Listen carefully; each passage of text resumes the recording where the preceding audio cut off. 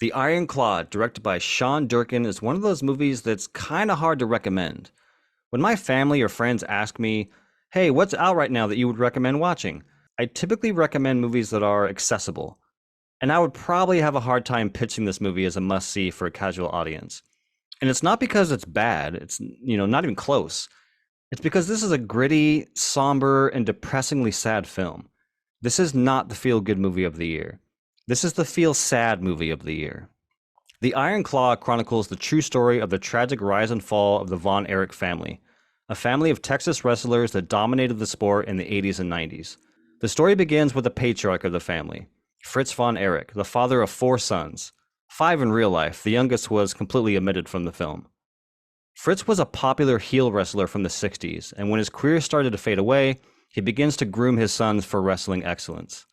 The second eldest son, Kevin Von Erich, is played by the unrecognizable Zak Efron. Kevin is a caring, compassionate man who deeply cares about his family and especially his brothers, David, Mike, and Carrie. With the help of his father and his brothers, Kevin begins to rise the ranks of professional wrestling until tragedy after tragedy befalls the Von Erich family. The movie begins as a fun, throwback sports movie chock full of montages and training sessions. We watch Kevin as he becomes a rising star in the wrestling world. And the cinematography and fight choreography is a blast to watch. For any of you wrestling fans out there, you'd be pleased to hear that the film was actually fight choreographed by none other than Chavo Guerrero Jr. The wrestling scenes explode with energy and are a thrill to watch. However, this energy is short-lived because about halfway through the film, the movie becomes less electrifying. We go from a sports film to a damn near Shakespearean tragedy. I believe the film had a good pace and balance to the story, but I wouldn't fault anyone here if they didn't enjoy the second half of this film. And who knew Zak Efron could act?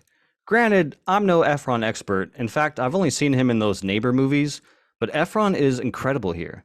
He puts in a career best performance and carries most of this film.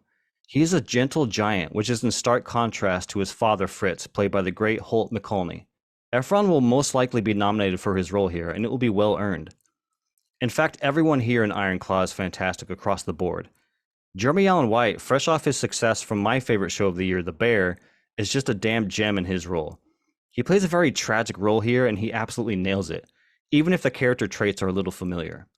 Outside of Efron, I think the standout here is McCallany. I only say this because I hated his character. I hated him so much.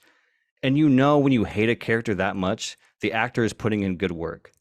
And like Carrie, Fritz is also a familiar character. An overbearing, cold father figure that pushes his sons a little too hard. And cliched character or not, McCallany's performance as the dominating father is surely one to remember. So let's get to the meat of the story here. I'm going to try and not spoil too much of what happens to this family, but it is legit a Greek tragedy. As I said in my opening, this is a somber, depressing film, and you must know this going in. You have to be in the mood for this type of film. It will tug on your heartstrings many times throughout its runtime. And there is this supposed curse that runs through the Von Erich family. Fritz tells Kevin that he can fight through the curse by working hard and being strong. His mother believes that the curse can be managed through religion. As the film plays out, it's clear that neither of these methods of dealing with pain are successful. As the film closes, the message is clear that dealing with pain doesn't have to include being strong or relying on religion. But maybe we can get through pain by being vulnerable.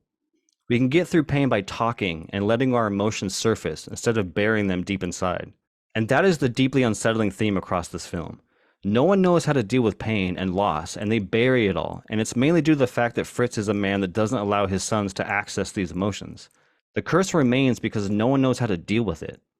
It isn't until the last scene of the movie, which is a real tearjerker, that we find comfort that the curse can finally be lifted, and it can be lifted because the character can feel comfortable in processing his emotions. My only complaints here are that some of the characters are a little too cliche, and we don't get a lot of time with them to fully get to know them. The two examples here are Carrie and Fritz. Now, Carrie has a substance abuse problem, and that's basically all we really know about him. We don't get much from Carrie as a character. In fact, from what I can recall, there aren't many scenes with just him in it. I would have loved to have seen more of Carrie and delved deeper into what he was going through. The other example is Fritz, the dominating father. Now, we've seen this type of character before, and I don't think this film gives him too much depth. Why does he cling on to wrestling as strongly as he does? Why is he so hard on his sons?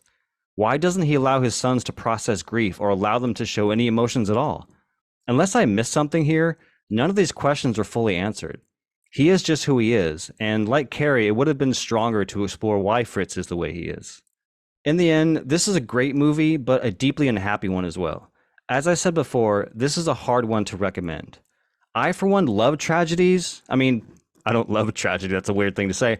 I just mean I'm not opposed to a movie that is designed to make you feel sad. I actually welcome them. And listen, I love to be thrilled at the cinema. I love to laugh. I love to cheer. I love to smile. But I also love to watch movies like this that make you feel depressed by the time the credits roll. And this movie definitely succeeded on that front. It has become yet another memorable film of 2023. Okay, that's it, folks. If you like the sound of my voice, please hit that like button and subscribe. And until the next time, I say cheers.